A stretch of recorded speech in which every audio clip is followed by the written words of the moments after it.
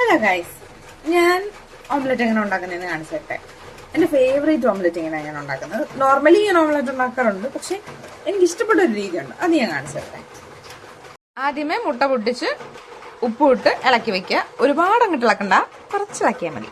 ചീനച്ചട്ടി, പാൻ അല്ലെങ്കിൽ യൂസ് ചെയ്യുന്നത്, ചീനച്ചട്ടിയാണ് യൂസ് ചെയ്യുന്നത്. അതിലേക്ക് അല്പം എണ്ണ ഒഴിക്കും. വെളിച്ചെണ്ണ ഡപ്പ നോക്കിയപ്പം തീർന്നു, സോ ഞാൻ സൺഫ്ലവർ ഓയിൽ എടുക്കാൻ പോവാണ്. സൺഫ്ലവർ ഓയിൽ ആവശ്യത്തിന് ഒഴിക്കുക കേട്ടോ, ഒരുപാടും ആവരുത്. അത്രയും മതി. ഗിളുകിളാന്ന് കിടക്കണം. എന്നിട്ട് അതങ്ങട്ട് ചുറ്റിക്കണം, ഇങ്ങനെ ചുറ്റിക്കണം. എന്നിട്ട് ഈ മുട്ടയും കൂടെ ഒഴിക്കണം. ഗിളുകിളാന്നിരിക്കും.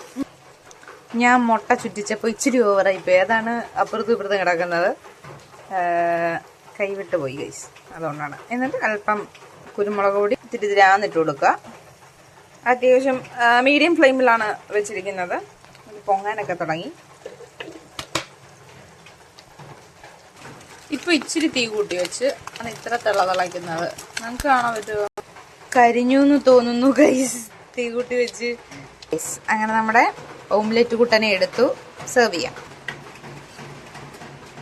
ഇതിന്റെ ബാക്ക് കണ്ടോ, പൊടിയൊക്കെ ആയിട്ട് അല്പം കരിഞ്ഞു എന്ന് തോന്നുന്നു. That's okay. കുരുമുളക് പൊടിയൊക്കെ മുളക് പൊടിയൊക്കെ ആയിട്ട് അടിപൊളിയാണ്. കഴിച്ചോക്കട്ടെ. അമ്പോ, സൂപ്പർ. Bye bye.